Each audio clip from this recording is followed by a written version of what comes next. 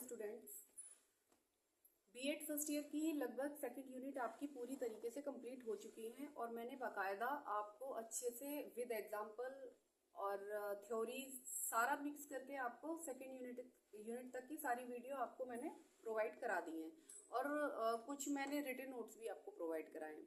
लेकिन आज की जो आपकी यूनिट है, यूनिट थर्ड, तो थर्ड यूनिट में आप पढ़ेंगे चाइल्ड एंड सोसाइटी। इसमें आपको ज़्यादा से ज़्यादा लिखने की ज़रूरत नहीं है, ज़्यादा से ज़्यादा कुछ करने की ज़रूरत नहीं है कि आपको नोट्स प्रॉपर वे में बनाने हैं। आप केवल इसको समझ सकते हैं क्योंकि सोसाइटी हमारा एक इम्पॉर्टेंट पार्ट है। तो आज इन दोनों की अगर बात करें, चाइल्ड एंड सोसाइटी की, तो ये एक दूसरे के पूरक हैं, एक दूसरे के पूरक हैं।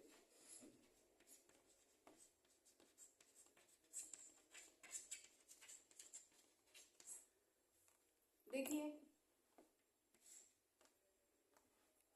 सोसाइटी की अगर बात करें, समाज की अगर बात करें, मान लीजिए ये आपका समाज है। अब इस समाज में मनुष्य रहता है, ठीक है। तो मनुष्य को सामाजिक प्राणी की संज्ञा दे दी। इस समाज के अंदर मनुष्य रह रहा है तो मनुष्य को सामाजिक प्राणी की संज्ञा दे दी। और अरस्तु एक महान विचारक रहे हैं, उन्होंने ये चीज बताई भी है कि मनुष्य एक सामाजिक प्राणी है। तो ये किसने कहा है, बार बार आ भी जाता है क्योंकि सोशलाइजेशन की अगर बात करें तो बहुत इंपॉर्टेंट पार्ट है और वो हर व्यक्ति के जीवन से जुड़ा हुआ है। अगर उसको कोई समझ ले ढंग से तो बहुत सारे मुद्दे हमारे, बहुत सारे टॉपिक हमारे अपने आप क्लियर हो जाते हैं। तो देखिए, सोसाइटी है, मनुष्य एक सामाजिक प्राणी है, समाज में रहता है। अब जब मनुष्य समाज में रहता है तो बच्चे भी इसी समाज में होंगे क्योंकि मनुष्य का मतलब उन्हीं से ही है, एग्जैक्टली मनुष्य से ही है। लेकिन मनुष्य में वो सभी प्राणी जगत आ जाएगा। एक तरीके से प्राणी जगत पूरा हम इसमें ऐड कर रहे हैं, प्रॉपर मनुष्य को लेके नहीं चलेंगे। रही बात बच्चे की, तो बच्चा समाज में जिस वक्त आता है, ठीक है, तो यहाँ पे जैसे बच्चा समाज का भविष्य, अब ये सोसाइटी है, इसका जो भविष्य है, बच्चा बच्चा समाज का भविष्य है, ठीक है। बच्चा जो है इसी समाज का भविष्य है, इसी समाज का भविष्य है बच्चा। लेकिन अगर बात करें, समाज बच्चे को क्या करता है, यही समाज बच्चे को क्या करेगा, बच्चा तो समाज का भविष्य हो गया, यही समाज बच्चे को क्या करेगा, आकार देगा, ठीक है। इस तरीके से समझो थोड़ा सा।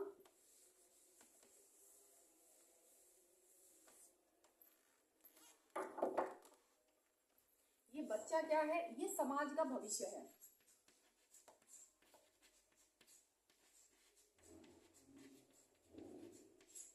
और सोसाइटी का यहाँ क्या रोल है, समाज का क्या रोल है, यही समाज बच्चे को क्या देता है, आकार देता है।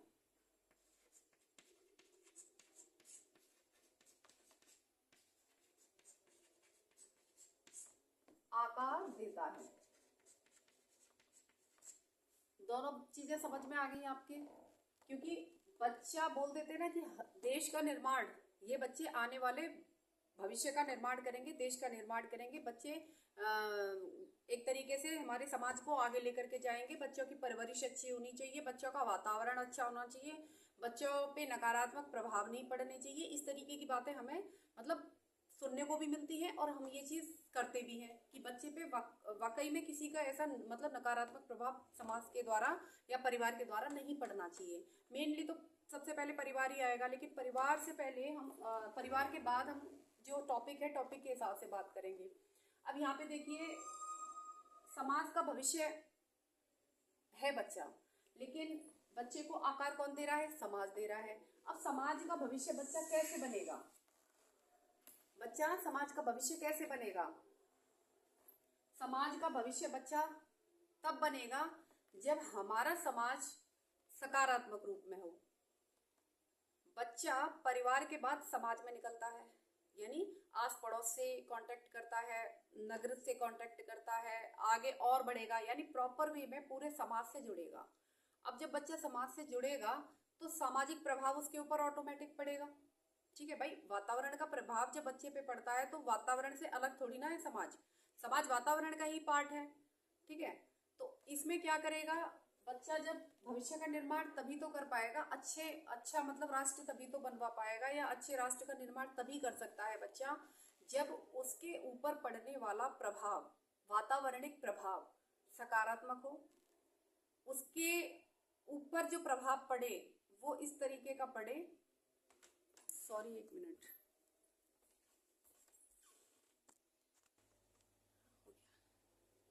ठीक है। अगर अब जैसे मैंने बताया कि कैसे हमारा समाज कैसा होना चाहिए, समाज हमारा पॉजिटिव वे में काम करने वाला होना चाहिए, जिससे कि बच्चा उस चीज़ को देखे समझे तो उस पर उसका प्रभाव अच्छे से पड़े। ठीक है। इसके बाद अगर बात करें कि बच्चों पर समाज का प्रभाव किस तरीके से पड़ेगा, कौन कौन से रास्ते हो सकते हैं, देखिए बच्चे पर अगर समाज का प्रभाव पड़ेगा तो किस तरीके से पड़ेगा। देखिए विकास और समाजीकरण, पहला पॉइंट हम लेके चलेंगे, विकास और समाजीकरण, यानी बच्चे पर समाज का प्रभाव पड़ रहे हैं। ठीक है, बच्चे पर समाज का प्रभाव।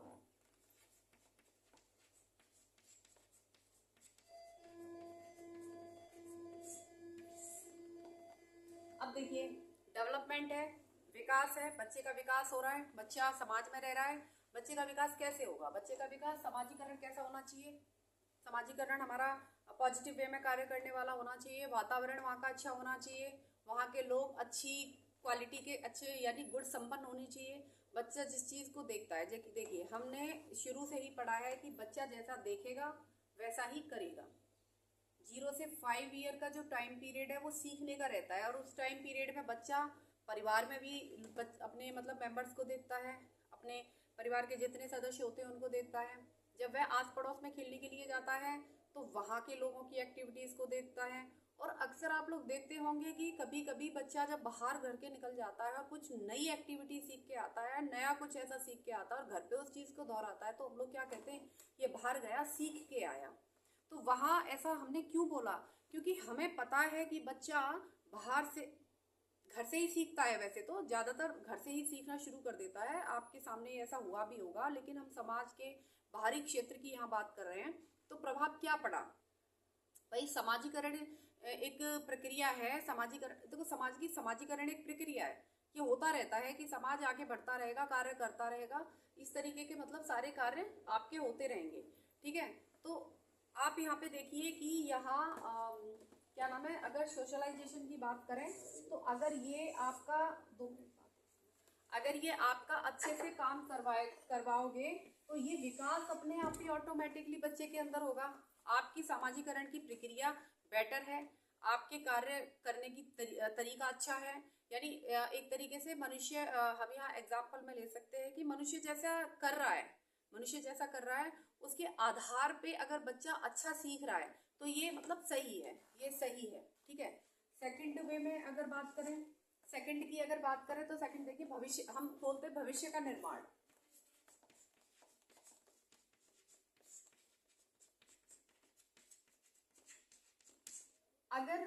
अगर हमारी सोसाइटी, अगर हमारा समाज कोऑपरेटिव है, बच्चे को एक समाज का अभिन्न अंग मानता है, तो अगर सिंपल सी बात है, अगर अभिन्न अंग अगर बच्चे को माना जा रहा है तो भविष्य का निर्माण करने वाले की प्रक्रिया से माना जा रहा है, क्योंकि सबको पता है कि यही बच्चे हमारे आने वाले टाइम पीरियड में, यही बच्चे हमारे देश का निर्माण करेंगे, देश का भला करेंगे, देश को आगे लेके जाएंगे।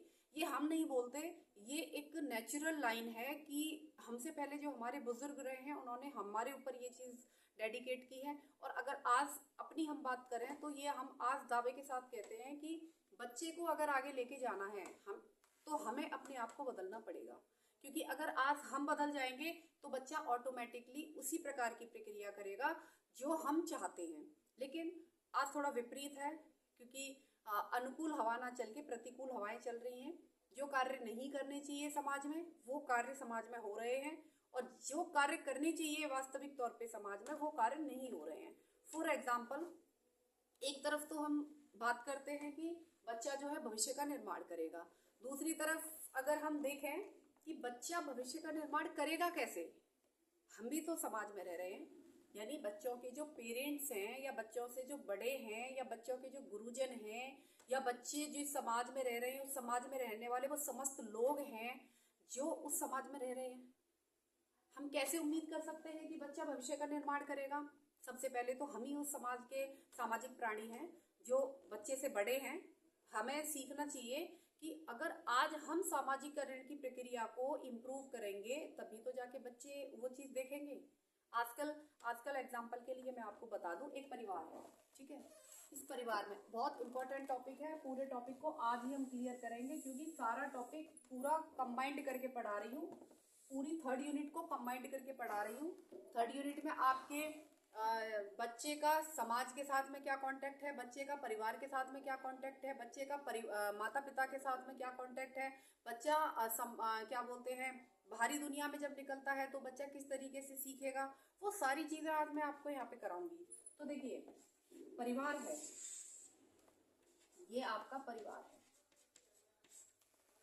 परिवार में सबसे पहले बच्चा यहीं से सीखना शुरू करेगा। अभी क्या हो रहा है कि पारिवारिक गतिविधियां कुछ चेंज हो रही हैं। और गतिविधियां कैसे चेंज हो रही हैं? पहले होते थे विस्तृत परिवार, अब लघु, बीच में लघु, अब समझ लीजिए अति लघु परिवार, अति लघु परिवार। अब डिफरेंस अपने आप आपकी समझ में आ रहा होगा। पहले क्या रहता था, चाचा ताऊ और क्या बोलते हैं पिताजी और उनके 4-5 भाई, सारा एक मिक्सचर परिवार होता था। एक मुखिया होता था जो दादाजी कहलाते थे, वो आपके मुखिया रहते थे, और हो सकता है उनसे भी बड़े कोई और हो तो वो आपके मुखिया हो। यानी बहुत विस्तृत परिवार रहता था, मिलजुल के लोग रहते थे। जब यहाँ पे लोग मिलजुल के रह रहे थे तो समझ रहे थे कि समाजीकरण की प्रक्रिया क्या है, और वो समाज को भी समझ रहे थे कि हमसे ही समाज बना है, कोई अलग से समाज बना ही नहीं है। ठीक है, समाज हमसे ही बना है, अलग से नहीं बना। देखो यहाँ पे क्या है कि समाज को अगर पढ़े तो 3 भागों में हम उसको डिवाइड कर सकते हैं। समाज यानी सबसे पहले समूह, दूसरा समुदाय, तीसरा समाज। समूह में क्या होता है, 4 से 5 लोगों की ग्रुपिंग होती है, यानी कि ग्रुपिंग की बात है, 4 से 5 लोगों की ग्रुपिंग है। समुदाय की बात करें, एक कम्युनिटी है, एक मोहल्ला है जहाँ के रूलर रेगुलेशंस एक है, समान है, कल्चर संस्कृति एक है, समान है, कार्य करने का तरीका समान है, फेस्टिवल्स बनाने का तरीका समान है। यानी पूरी सोसाइटी अपने आप में वही काम करेगी जो सारे लोगों की सहमति होगी, बिना सहमति के कोई कार्य होगा नहीं वहाँ पे, तो वो समुदाय हो गया। ठीक है, समाज की बात करें, समाज कई भागों में विभक्त है। प्रत्येक समाज का कार्य करने का तरीका अपना अपना है। किन्नर समाज को आप उठा के देखेंगे, उनकी गतिविधियां अलग हैं, उनके कार्य करने का तरीका अलग है। वो अपने जो तरीके हैं वो समाज जो और समाज है उनसे जोड़ के नहीं चलते, उनको अपने तरीके से करते हैं।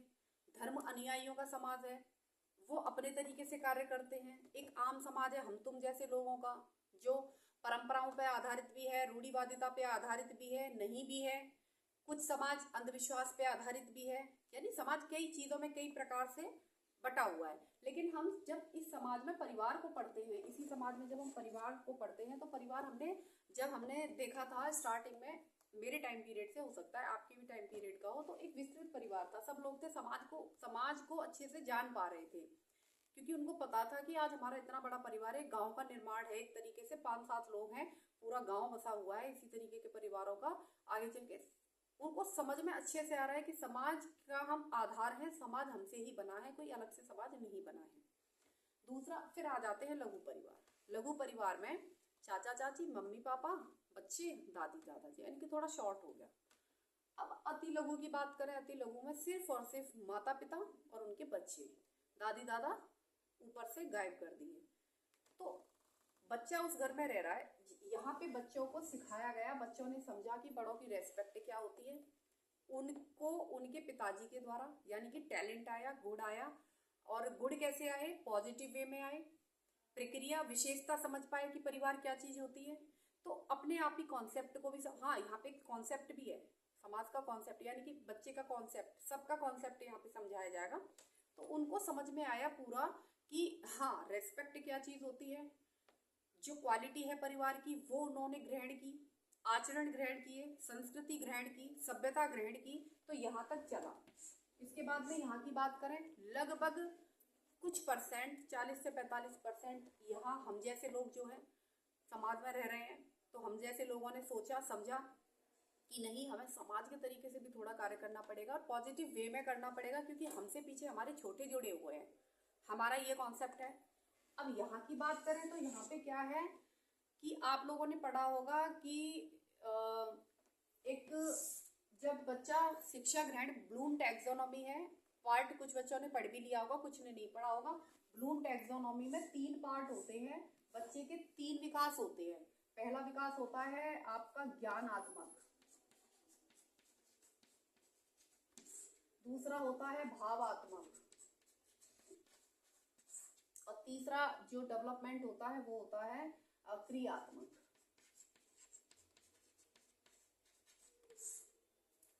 ज्ञानात्मक में बच्चे को बोध कराया जाता है, समझाया जाता है, जानकारी दी जाती है, ग्रहण कराया जाता है, एक तरीके से उसको मोटिवेट करने के उद्देश्य से, मोटिवेट करना बोल लो या एक डिग्री लेने के उद्देश्य से उसको सारी चीजें यहाँ पे बताई जाती हैं। ठीक है। भावात्मक में मोरल डेवलपमेंट जिसको बोलते हैं, पाठ्यक्रम को कराते कराते बच्चे के अंदर नैतिक गुणों का विकास करना, वो भावात्मक में आता है। कभी भी कोई टीचर डायरेक्टली अगर पढ़ाते बच्चे को सिर्फ और सिर्फ सिलेबस से रिलेटेड चीजें कराते, पाठ्यक्रम पे आधारित चीजें कराते और बच्चे के अंदर मोरल डेवलपमेंट ना हो, भाई हर कहानी का एक आधार होता है, उस कहानी से हमें कुछ ना कुछ सीखने को मिलता है। ऐसे हर सब्जेक्ट का एक आधार होता है और सब्जेक्ट के अंदर जो पाठ्यक्रम है उसका भी अपना एक आधार है, लेकिन पाठ्यक्रम के अंत का जो कंक्लूजन है, उसका जो निष्कर्ष निकल के आया, उसका एक मोटिवेशनल पार्ट अलग है, तो वहां भी हम बच्चे को बताते हैं। तीसरा क्रियात्मक, बता दिया बच्चे को, ज्ञान दे दिया बच्चे को, उदाहरण में motivational thoughts, motivational stories, motivational बहुत सारे एग्जाम्पल्स बच्चे को दे दिए, लेकिन बच्चा है नहीं मानेगा इतना करने तक, क्या करने की कोशिश करेगा, कुछ एक्टिविटी करने की कोशिश करेगा, क्रिया करने की जरूर कोशिश करेगा, और वो क्लास में भी कराई जाती हैं जिससे कि बच्चा जल्दी सीखे। एनईपी 2020 के अकॉर्डिंग जो आज की स्कूलिंग चल रही है वो इसी पे आधारित चल रही है। बच्चे पे पाठ्यक्रम प्रेशर को छोड़ के और बाकी गतिविधियों को छोड़ के एक्टिविटी पे ज़्यादा ध्यान दिया जा रहा है। क्यों दिया जा रहा है? क्योंकि बच्चा करके सीखता है, बच्चा करके सीखता है। जब बच्चा करके सीखता है तो बच्चा देख के भी सीखता है। ठीक है, जो जैसा देखेगा उसको तभी तो करेगा, पहले से पहले तो बच्चा कर नहीं सकता, क्योंकि पहले बच्चा देखेगा उसके बाद में बच्चा करेगा। तो यहाँ पे जब हम विस्तृत परिवार में रहे तो यहाँ पे हमारे तीनों पार्ट्स अच्छे से क्रिएट हुए, बुजुर्गों के द्वारा हमें सिखाया गया, स्कूल में भी सिखाया गया। कुछ चीज़ हमारी समझ में नहीं आई तो हमने अपने दादी बाबा से पूछी कि ये चीज़ है, तो वहाँ उस चीज़ को हम एक सामाजिक तरीके से पढ़ रहे हैं आज के चैप्टर को, तो यहाँ हमने सारी चीज़ें सीखी। इसके बाद में अगर क्रियात्मक की बात करें तो हमारे जो बुजुर्ग रहे हैं उनके पास में ऐसे ऐसे मतलब एग्जाम्पल रहते हैं कि ऑटोमेटिकली समझ में आती थी सारी चीज़ें। लेकिन यहाँ की अगर बात करें तो यहाँ पे मामला गोल है। क्यों गोल है? ना तो यहाँ संबंध बुजुर्गों से है, ना यहाँ संबंध ज़्यादा किसी में हस्तक्षेप करने से है, क्योंकि माता पिता क्या कहते हैं, अपने आप से मतलब रखो, अपना पढ़ो, अपना करो, दुनिया से तुम्हें मतलब नहीं है। ऐसा एग्जाम्पल आज के पेरेंट्स देते हैं, ऐसा हमने देखा भी और ऐसा कभी कभी हम भी कर देते हैं। वो भी किस टाइम पीरियड पे करते हैं वो थोड़ा सा अलग होता है, लेकिन ऐसा उद्देश्य नहीं है कि बच्चे को ये चीज़ें बताई जाए। भाई बच्चा समाज का एक अहम इम्पॉर्टेंट पार्ट है, अगर उसको हम समाज से ही अलग कर देंगे तो बच्चा कभी जीवन में प्रोग्रेस नहीं कर सकता। लेकिन हमें करवानी है प्रोग्रेस, समाज से जुड़ते हुए, परिवार से जुड़ते हुए, और लोग जो समूह है हर प्रकार के लोगों का ज्ञान देते हुए हमें उनको उससे अटैच कराना है, क्योंकि आगे वो रहेगा। उसको हमें डिपेंड ऑन बनाना नहीं है, किसी के ऊपर डिपेंड के लिए नहीं उसको बनाना है। उसको बताना है कि तुम इन सब से जुड़ोगे और ये सब तुम्हारे आड़े भी आएंगे और तुम्हें आगे भी ले जाएंगे। तो हमें उस प्रकार की एजुकेशन बच्चे को देनी है। तो यहाँ पे सब मामला मतलब थोड़ा खराब है। और खराब क्यों है? पेरेंट्स जॉब से मतलब रखते हैं, बच्चे पढ़ाई पे ध्यान देते हैं, लेकिन उनको सोशलाइजेशन समझ में नहीं आता है, क्योंकि उनको बताया ही नहीं जाता है, उनको सिखाया ही नहीं जाता है कि हमारी पड़ोस में जो रह रहे हैं अंकल आंटी वो हमसे जुड़े हैं, अगर हमें कल को कोई प्रॉब्लम है। लेकिन देखा भी जाए तो माहौल समाज को खराब कराने वाला कोई बाहर का व्यक्ति नहीं है, कोई मतलब ऐसे एलियन नहीं आए हैं इस समाज को खराब करने के लिए। इस समाज को खराब करने के लिए हम जैसे ही लोग हैं, यानी हम और आप ही समाज को खराब करते हैं। और खराब कैसे होता है? थॉट, हमारी जो नेगेटिव थिंकिंग है, नेगेटिव जो सोच है, उसके जरिए वातावरण खराब होता है। ऐसा बोला जाता है ना कि नेगेटिविटी एक बार अगर क्रिएट होती है तो वो बहुत मीटर के एरिया को एक साथ ऑब्जर्व करती है। दिमाग में एक व्यक्ति के अगर नेगेटिव विचार आएगा तो वो समाज के कुछ एरिया को ऑटोमेटिक प्रभावित करेगा। पॉजिटिव में क्या होता है? पॉजिटिव में जो चीज़ हमारी क्रिएट होती है वो पहले हमारी माइंड को कॉन्सेप्ट को सेट नहीं कर पाती है। आता तो है, पॉजिटिव थिंक आती तो है, लेकिन वो इतनी जल्दी काम नहीं करती है जितनी जल्दी नेगेटिव थिंक काम करती है। नेगेटिव थिंक आई फटाफट से एरिया को भी कवर कर लेती है। सिंपल सी बात है।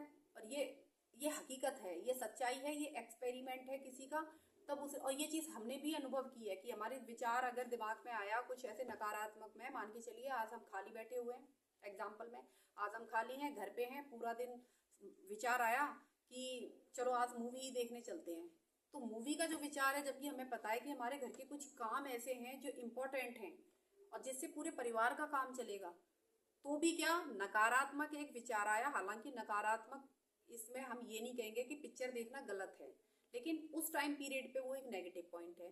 क्यों? क्योंकि हम मूवी के लिए तो तैयार हैं, लेकिन घर के उन कार्यों को नहीं करना चाहते हैं जो कार्य हमारे पूरे परिवार के लिए हैं और उनसे सबका ही भला होगा और सबके यूजेबल है। तो वही चीज़ यहाँ पे हमें देखने को मिलती है।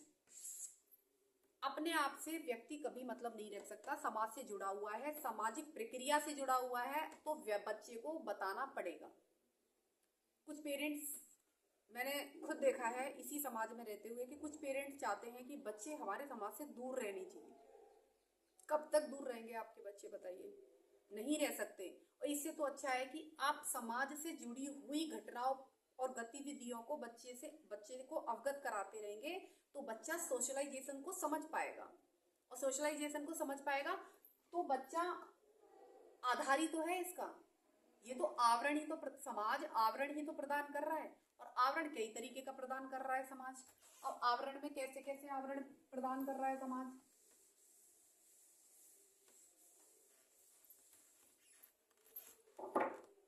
इसी समाज से बच्चा गुणात्मक चीजें सीखता है, इसी समाज से बच्चा भावात्मक चीजें सीखता है, और इसी समाज से बच्चा, एक तरीके से बोलेंगे, दोषात्मक चीजें सीखता है। जरूरी नहीं है कि बच्चा यहाँ पे जाके सिर्फ गंदा ही गंदा सीखेगा।